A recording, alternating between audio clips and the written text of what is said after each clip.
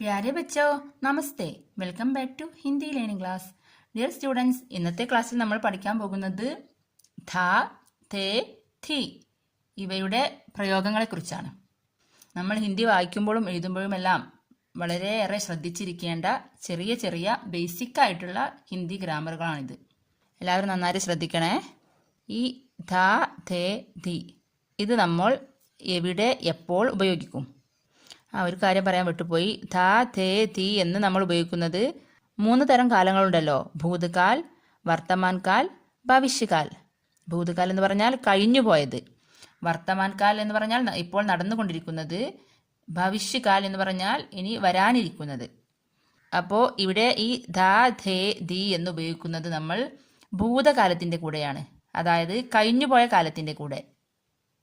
ഇവിടെ ഈ ധ ഏകവചനവും പുല്ലിംഗവും വരുമ്പോഴാണ് ധ ഉപയോഗിക്കുന്നത്, അതായത് സിംഗുലറിൻ്റെ കൂടെ.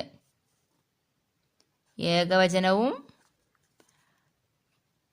പുല്ലിംഗവുമാണെങ്കിൽ നമ്മൾ ധ ഉപയോഗിക്കുന്നു. ഇനി ധേ ഉപയോഗിക്കുന്നതോ? ധേ നമ്മൾ ഉപയോഗിക്കുന്നത് പുല്ലിംഗവും അതുപോലെ തന്നെ ഒന്നിൽ കൂടുതൽ പേരുണ്ടെങ്കിലും, ഒന്നിൽ കൂടുതൽ ആളുകളുണ്ടെങ്കിൽ നമ്മൾ ധേ ഉപയോഗിക്കുന്നു. മാത്രമല്ല പുല്ലിംഗവും ആവണം. ഇനി ധി ഉപയോഗിക്കുന്നതോ?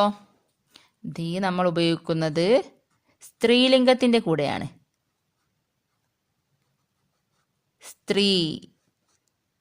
സ്ത്രീലിംഗത്തിൻ്റെ കൂടെയാണ് ധി ഉപയോഗിക്കുന്നത്.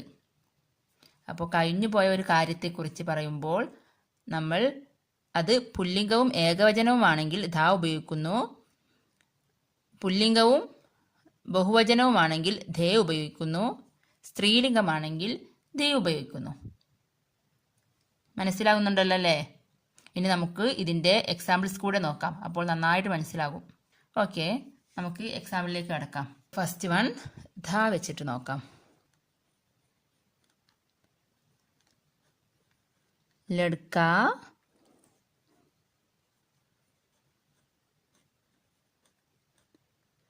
സോത്ത ധ. ലഡ്ക എന്ന് പറഞ്ഞാൽ ആൺകുട്ടി, സോത്ത എന്ന് പറഞ്ഞാൽ ഉറങ്ങുക. സോന കേട്ടിട്ടില്ലേ? സോന എന്ന് പറഞ്ഞാൽ ഉറങ്ങുക. സോത്ത ധ, ആൺകുട്ടി ഉറങ്ങുകയായിരുന്നു. ഇവിടെ ലഡ്ക എന്ന് പറഞ്ഞാൽ ഏകവചനമാണ്, പുല്ലിംഗമാണ്. അപ്പോൾ സോത്ത ധ.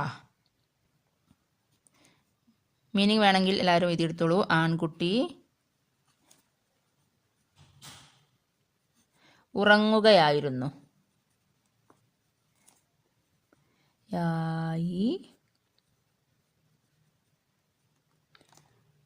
ഇനി നെക്സ്റ്റ് ധേ.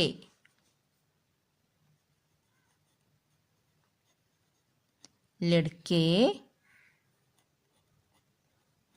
സോത്തേ ധേ, ആൺകുട്ടികൾ ഉറങ്ങുകയായിരുന്നു. ലഡ്കി എന്ന് പറഞ്ഞാൽ പുല്ലിംഗമാണ്, പിന്നെയോ ബഹുവചനവുമാണ്. പുല്ലിംഗവും ബഹുവചനവും വരുമ്പോൾ നമ്മൾ ധേ ഉപയോഗിക്കുന്നു. ലഡ്കേ സോത്തേ ധേ, ആൺകുട്ടികൾ ഉറങ്ങുകയായിരുന്നു.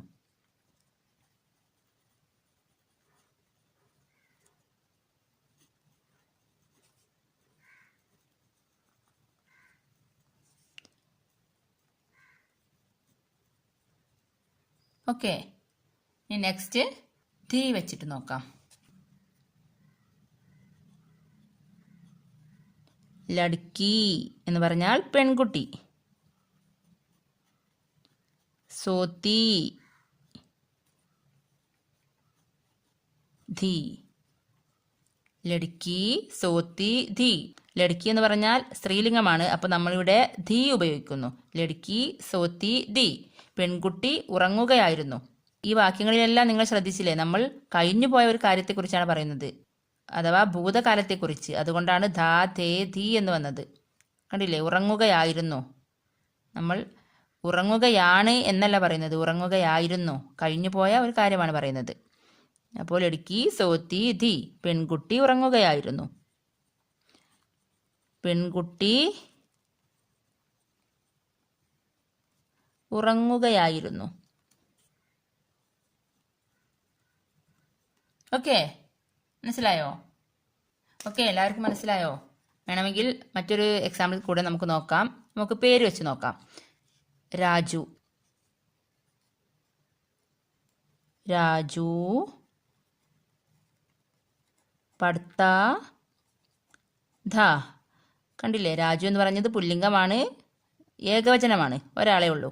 അപ്പോൾ നമ്മൾ പഠിത്താ ധ എന്ന് ഉപയോഗിക്കുന്നു. രാജു വായിക്കുകയായിരുന്നു. മീനിങ് ഞാനിവിടെ എഴുതുന്നില്ല, അപ്പോഴേക്കും വീഡിയോ ഒരുപാട് ലെങ്ത് ആകും. ഇനി നെക്സ്റ്റ്, രാജു और രാമു പഠിത്തേ ധേ. Listen here. രാജു ഔർ രാമു, ഇത് പുല്ലിംഗവുമാണ്, ഒന്നിൽ കൂടുതൽ ആളുകളുമുണ്ട്. കണ്ടില്ലേ, 2 പേരുണ്ട്. അപ്പോൾ രാജു ഔർ രാമു പഠിത്തേ ധേ, ഇവിടെ നമ്മൾ ധേ പ്രയോഗിക്കുന്നു. രാജുവും രാമുവും വായിക്കുകയായിരുന്നു. നെക്സ്റ്റ് സ്ത്രീലിംഗം നോക്കാം. റീന